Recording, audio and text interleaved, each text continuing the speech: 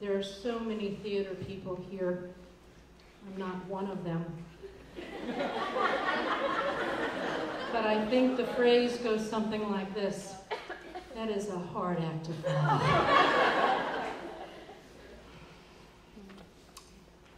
Cheryl, you spoke from your hearts to our heart.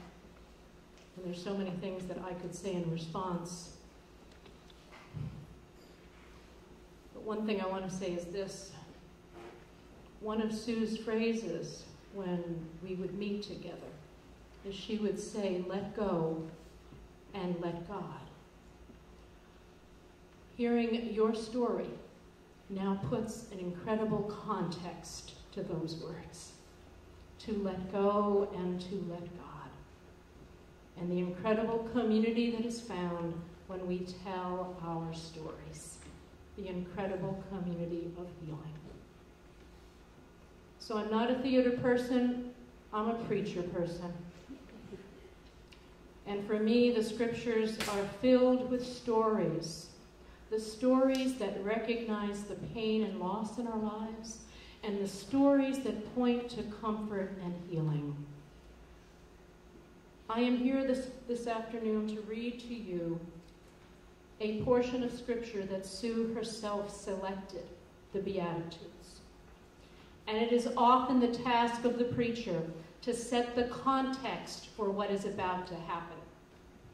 And so I share with you a little bit of a backstory today about the reading of the Beatitudes.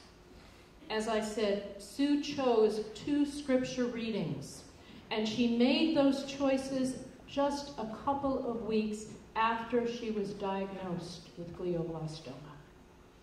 These particular scripture readings clearly are important to her and live deeply within her heart. I cannot presume to unpack for you what the meaning was for Sue. Again, we will have our own unique understanding of this reading. But knowing Sue and knowing how important a sense of humor was to Sue, you want to go with me on this one a little bit? Okay, before we go into the scripture reading, you know how important a sense of humor was to Sue. One Sunday when Sue was attending church, I was preaching about the Beatitudes. And I told a story, a personal story from the O'Gorman household. In the O'Gorman household, my husband and our 4 children hold sacred the works of Monty Python. They are sacred. What's that? I am a theater person, thank you. We are great fans of the movie The Life of Brian. Okay? The story of the man who was born in the stable next door to Jesus and whose life kind of parallels him. Well, in one scene from that movie, there's a man standing on the hillside offering blessings. And the man says to the crowd, "Blessed are the peacemakers." And what often happens at the back of the crowd or the back of the theater, someone turned to another and said, "What did that man say?" And he responded, "He said, blessed are the cheesemakers." Well, what's so unique about cheesemakers? And the response was, "It's a metaphor for the entire dairy industry. Don't take it literally."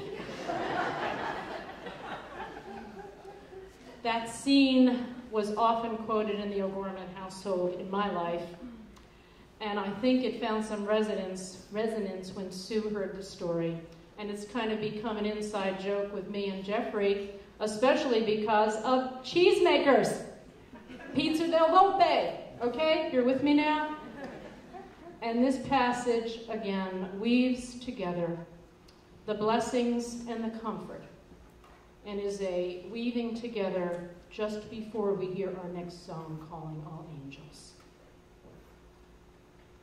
My Bible says that Jesus spoke these words from the Gospel of Matthew, the 5th chapter.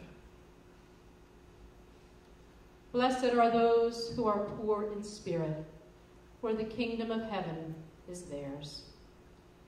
Blessed are those who are mourning, for they shall be consoled. Blessed are those who are gentle, for they will inherit the land. Blessed are those who hunger and thirst for justice, for they will have their fill. Blessed are those who show mercy to others, for they will be shown mercy. Blessed are those who work for peace, for they will be called children of God.